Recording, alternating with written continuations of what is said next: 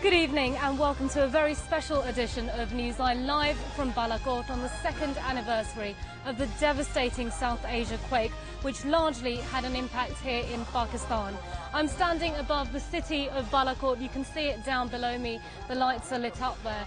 And today in the programme we're going to be taking a look at the devastating impact of the earthquake 2 years ago, what the situation is for the people living here now, and we'll be investigating what needs to be done in the future. But first, I spent the day down in the city of Balakot taking a look around for myself at what the situation is. The town of Balakot was one of the hardest hit in the South Asia quakes. 14,000 people died here, 20,000 were injured and 6,000 permanently disabled. Now things are really moving on here and I can see the signs of development.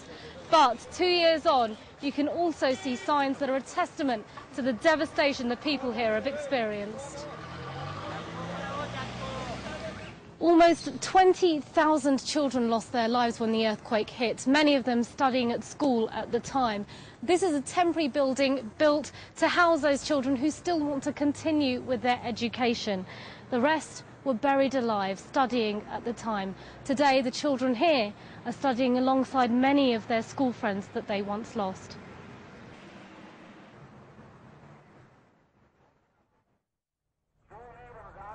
Well, in Islamabad, the collapse of the Margala Towers remains a symbolic reminder of the greatest natural calamity that has hit Pakistan 2 years ago today.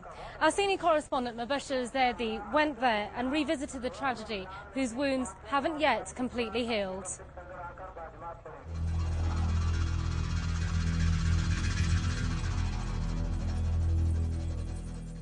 Nothing has changed here for the past 24 months.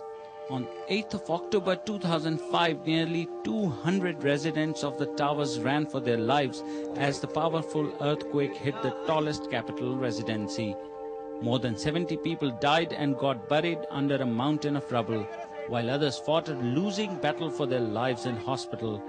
The living recall the nightmare that shook them. पहले तो मैंने कहा earthquake है, then I realized कि नहीं ये क़यामत है, क्योंकि वो इतना शदीद उसके jerks थे. I could not get up from my bed.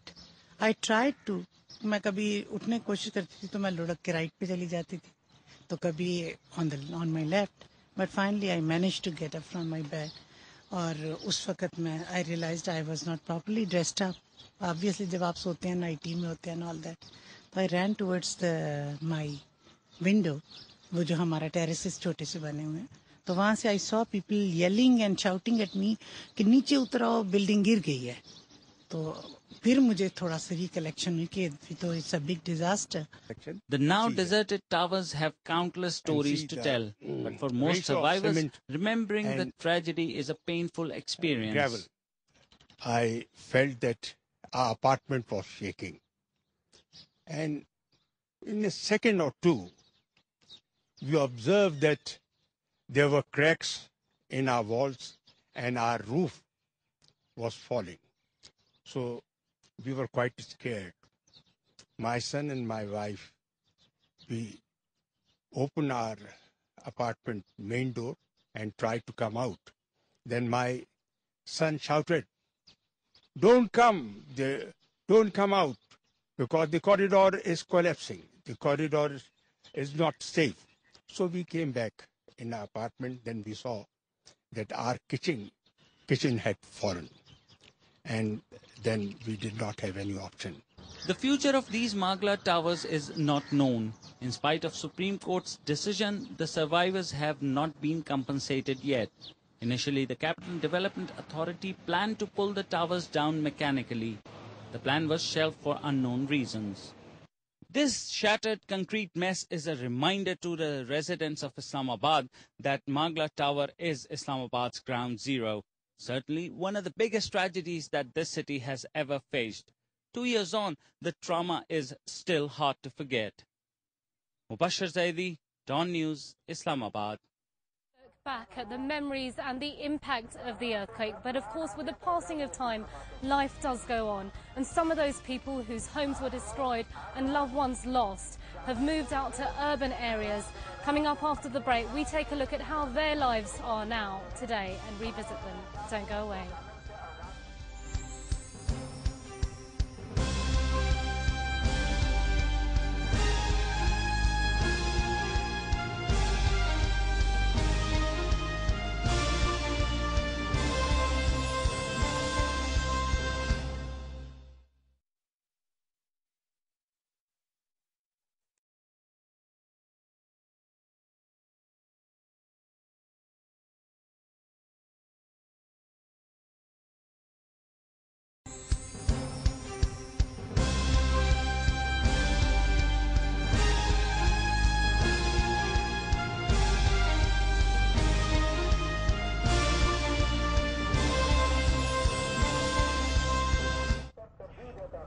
Welcome back. Well, all day you've been seeing coverage of the devastating earthquake and how things have developed right across the earthquake zone here today.